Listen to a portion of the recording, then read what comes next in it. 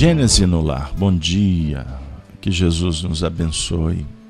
Hoje, dia 12/4/2020, domingo da Páscoa. Tenham todos uma feliz Páscoa, uma feliz passagem. Para os judeus, é a festividade que comemora um momento histórico em busca de uma terra prometida, de uma nova vida. Para os cristãos, uma proposta mais metafísica. Representa a ressurreição de Jesus, o terceiro dia após aquele momento trágico da sua crucificação. Para o mundo de hoje, em que vivemos a plenitude do isolamento social, a pandemia, estamos sendo chamados para ressignificar a vida. Deus de infinito amor e bondade, muito obrigado pela oportunidade de estarmos juntos com a tua mensagem, abraçando a causa espírita com amigos, companheiros interessados em aprender com a tua palavra, com teu exemplo, dado através de Jesus, que representa a plenitude dos povos, dos tempos. Ajuda-nos, Senhor, para que essa manhã seja mais um momento importante de fortalecimento, consolo, esperança para a nossa trajetória nessa presente encarnação. A Ti, Jesus, rogamos que esteja conosco, que os bons espíritos possam envolver a todos os presentes, a todos os lares aqui representados, que a mensagem do Evangelho possa chegar então aos corações sedentos de amor, paz e luz. Se conosco, Senhor Jesus, hoje, agora e sempre. Meus queridos amigos, Gênesis no Lar, Evangelho no Coração. Nesse domingo de Páscoa, o tema que vamos trabalhar é começar de novo. Vamos usar duas fontes. O Evangelho segundo o Espiritismo, no capítulo 4, ninguém poderá ver o reino de Deus se não nascer de novo. E vamos também trazer o benfeitor Emmanuel no livro Alma e Coração, na lição primeira, intitulada Começar de Novo. Vamos fazer a leitura agora do Evangelho. Antes de trabalhar o comentário de Kardec no item 4, texto intitulado Ressurreição e Reencarnação, vamos trazer o item 1, quando Kardec escolheu a passagem que está contida no Evangelho de Mateus, no capítulo 16, versículo 13 a 17. E eu vou agora ler. Jesus, tendo vindo às cercanias de Cesareia de Filipe, interrogou assim seus discípulos: que dizem os homens com relação ao Filho do Homem? Quem dizem que eu sou? Eles lhe responderam: dizem uns que és João Batista, outros que Elias, outros que Jeremias ou algum dos profetas. Perguntou-lhes Jesus: e vós? E vós? Você que está no Evangelho Gênesis no Lar, e vós? Quem dizeis que eu sou? Responda. Busque solução para o seu problema. Mas Simão Pedro, tomando a palavra, respondeu: tu és o Cristo, o Filho do Deus vivo. Replicou-lhe Jesus: bem-aventurado és, Simão, filho de Jonas, porque não foram a carne nem o sangue que isso te revelaram, mas meu Pai que está nos céus. Ouçamos agora Allan Kardec. A reencarnação fazia parte dos dogmas dos judeus, sob o nome de ressurreição. Só os saduceus, cuja crença era a de que tudo acaba com a morte, não acreditavam nisso.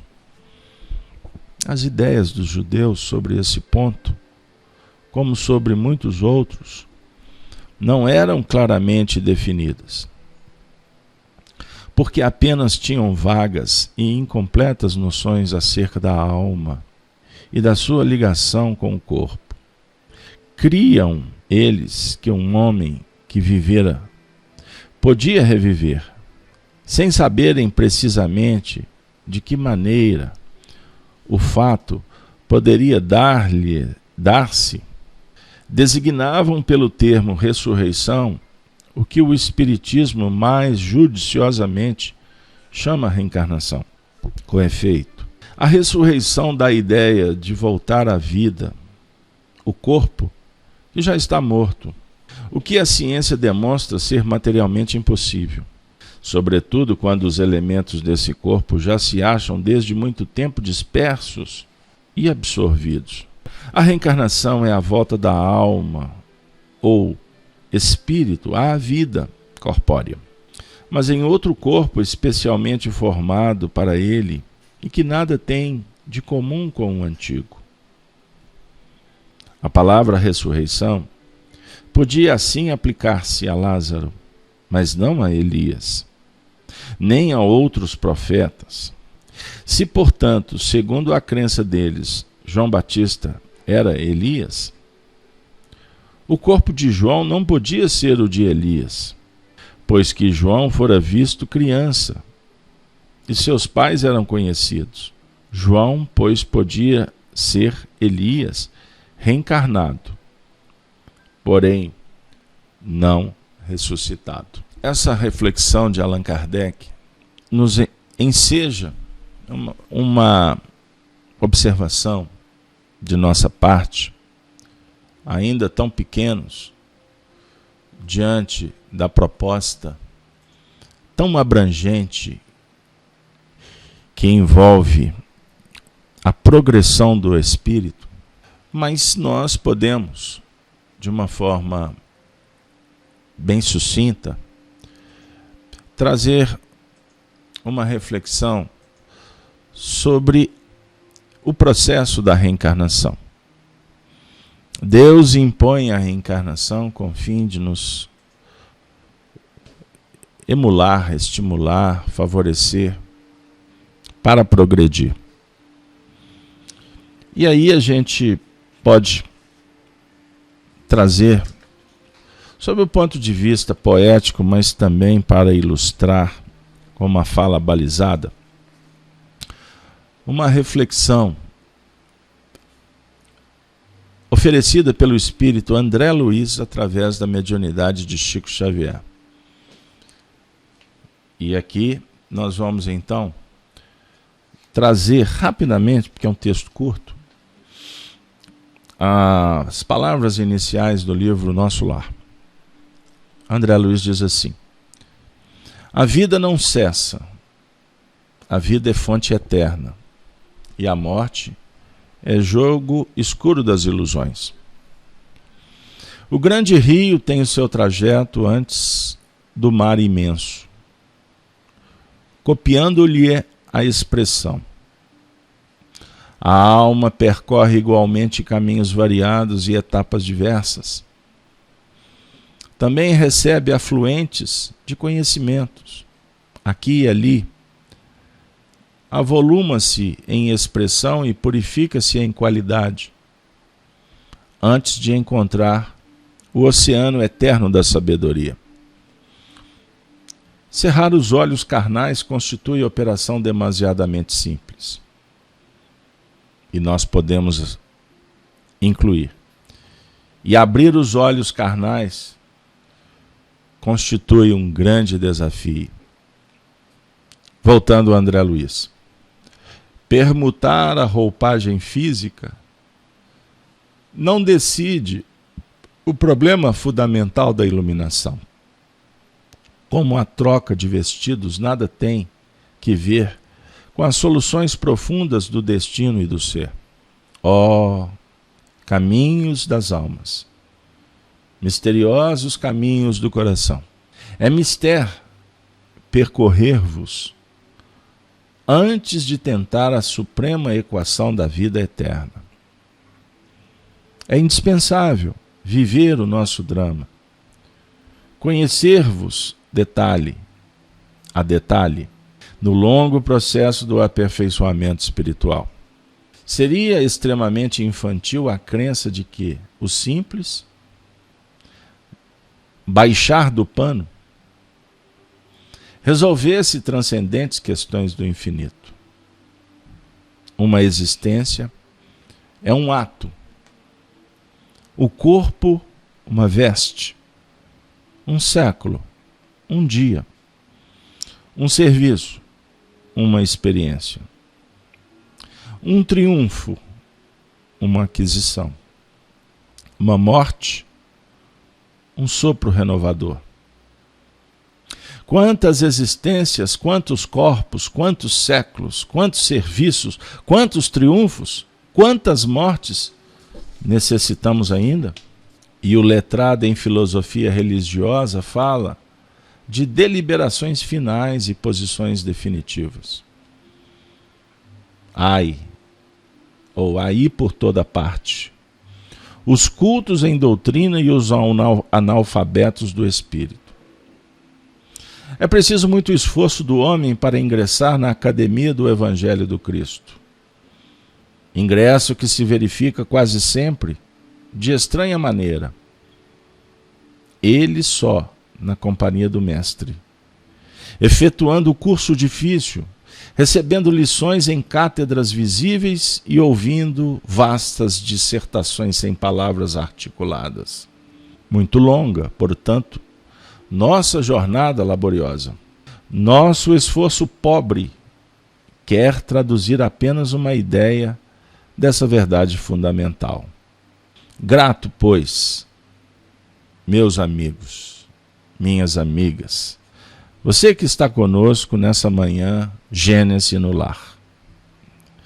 Os Espíritos manifestam, junto a vós outros, no anonimato que obedece à caridade fraternal, pois a existência humana apresenta grande maioria de vasos frágeis que não podem conter ainda toda a verdade. Aliás, não nos interessaria agora senão a experiência profunda com os seus valores coletivos. Não atormentaremos alguém com a ideia da eternidade. Que os vasos se fortaleçam em primeiro lugar. Forneceremos somente, nesta manhã, e em outros instantes, algumas ligeiras notícias ao espírito sequioso dos nossos irmãos na senda de realização espiritual, e que compreendem conosco que o Espírito sopra onde quer. E agora, meus amigos, minhas irmãs, que os meus agradecimentos se calem no papel, na palavra, na mensagem que chega ao seu coração, pois vou recolher-me ao grande silêncio da simpatia e da gratidão. Atração e reconhecimento, amor e júbilo moram na alma. Crede que guardareis semelhantes valores comigo a vosso respeito, ao santuário do coração. Que o Senhor nos abençoe para compreender a mensagem viva que cada reencarnação oferece para todos nós, como bênçãos de aprendizado, construção de conhecimento, ampliação da consciência, aprimoramento das virtudes, ajustes nas imperfeições morais e sensibilizados como médiuns da vida, instrumentos do bem, que nós possamos, nesta manhã de Páscoa, Sentir a presença, então, destes amigos espirituais que nos visitam, ensejando para nós a luz, o bem, a misericórdia e, acima de tudo, a força que precisamos desenvolver e com o amparo destes, para que nós possamos mudar a vida, o mundo, as coisas, contribuindo para um planeta melhor, aonde há de preponderar a justiça, o amor e a ciência iluminada pelo Evangelho do Cristo. Nesse domingo de Páscoa, que repito, para os judeus representa uma festa, um momento em que há uma reverência à história, aos vultos que protagonizaram para que o povo hebreu saísse do Egito.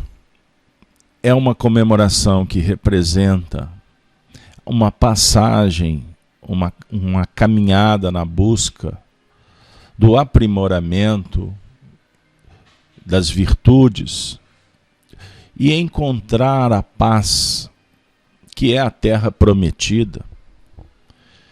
Para os cristãos, a representação da ressurreição do Cristo, que define a chegada no mundo dos espíritos, morada que nós vamos construindo a cada momento. E para nós, espiritistas, a Páscoa tem um símbolo importante: ressignificação e recomeço. Lembrando que a Páscoa é todo dia. Ela não está situada apenas num domingo. Como a paixão do Cristo é relembrada todos os dias, como desafios que precisamos superar, testemunhos, provas, cada um com a sua cruz, cada um segundo suas obras. Para o espírita, o contato com um mundo espiritual permanente, aprimorando na vida virtudes, sabedoria, inteligência, sensibilidade, vamos convivendo com seres que estão nessa faixa, o que vai nos garantir mais segurança, mais fé, mais esperança e oportunidades a trabalhar não só conosco mesmo, mas com o semelhante, com a humanidade. Coelhinho, chocolate, churumelas fazem parte do ambiente social e são recursos que também têm a ver com os relacionamentos, mas eles são apenas fatos, atitudes, circunstâncias que podem nos aproximar, mas não precisamos mais só disso. Podemos fazer muito mais. Então, que a sua Páscoa seja trabalho, seja reflexão, e não seja apenas uma comemoração vazia. Não estamos mais na encarnação para brincar. A tertúlia, a brincadeira, o entretenimento, sim, tem a ver. São importantes para renovar os quadros mentais, sentimentos, emoções. Você não está sendo chamado para viver uma vida mística, alienada, fanática, preconceituosa, nada disso. Mas nós precisamos, sim, valorizar as coisas, as pessoas, as circunstâncias, o calendário, as festas, a orientação do governo. Nós precisamos valorizar tudo. Porque se você não valoriza, dificilmente você vai reconhecer e valorizar você mesmo. Esse é um dos pontos importantes.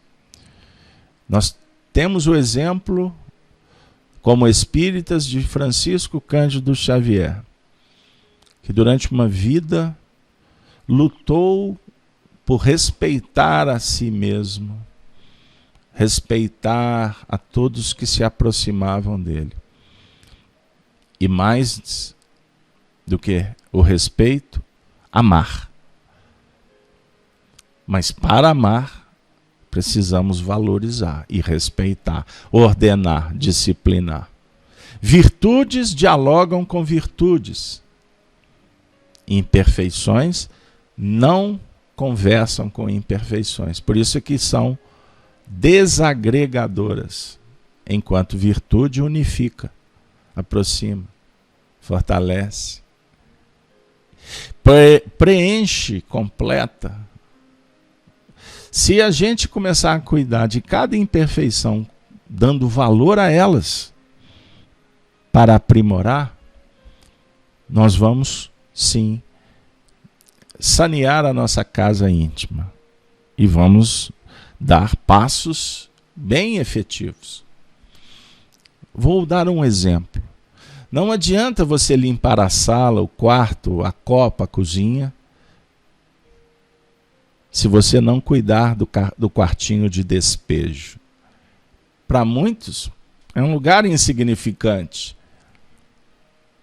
Mas sobre o ponto de vista filosófico e psicológico, pode ser que a limpeza comece por lá. Da mesma forma, as imperfeições. Se há uma que seja mais percebida, pequenininha, trate de mudar. Porque o fim da jornada é a perfeição. E os meios, eles não podem ser esquecidos. A construção é do início, no meio e no fim. Justiça em todos os momentos. Bondade em todas as oportunidades.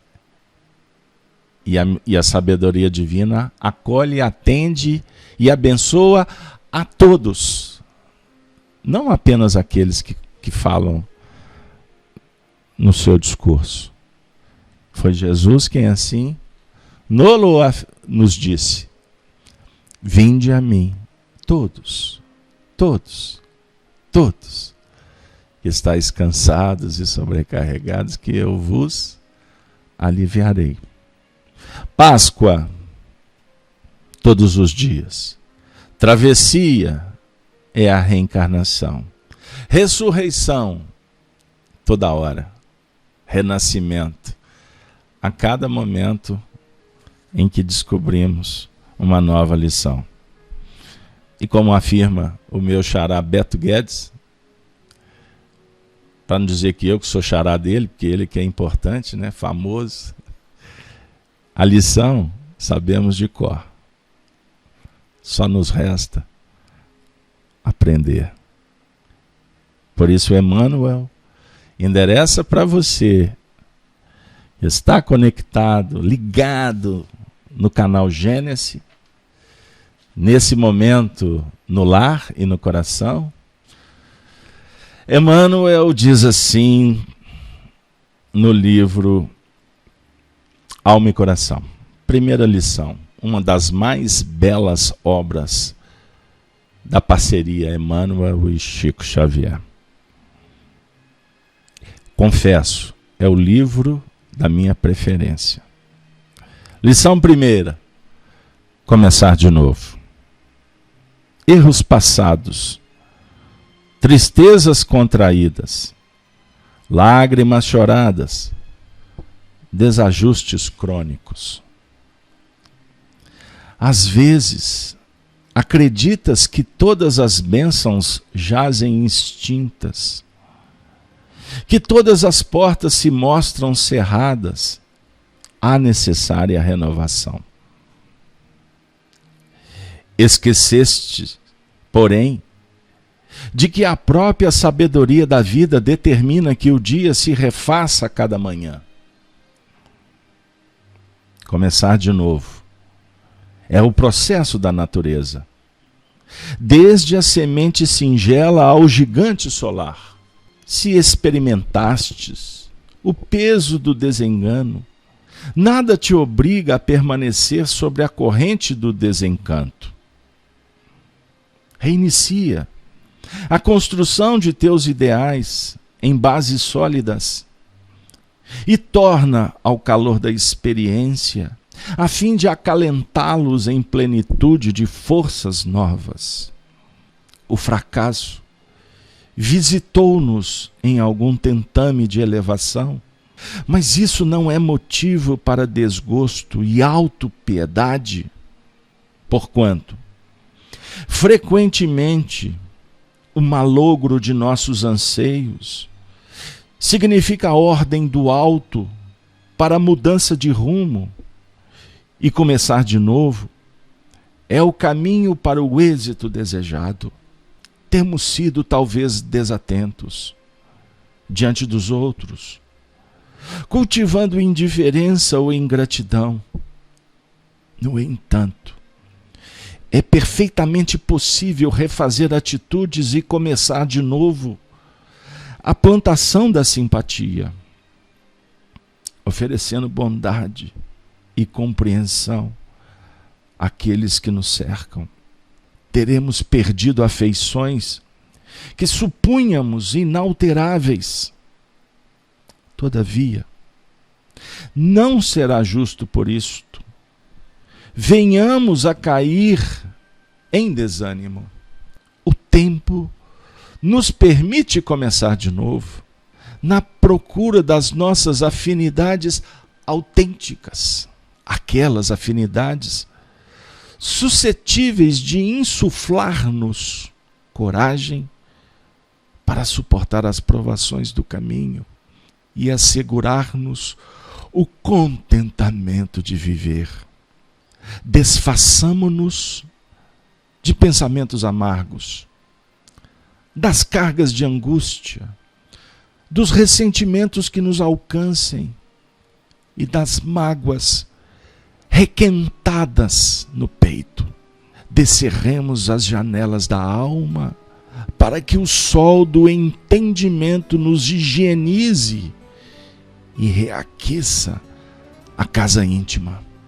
Tudo na vida pode ser começado de novo, para que a lei do progresso e do aperfeiçoamento se cumpra em todas as direções, efetivamente, em muitas ocasiões.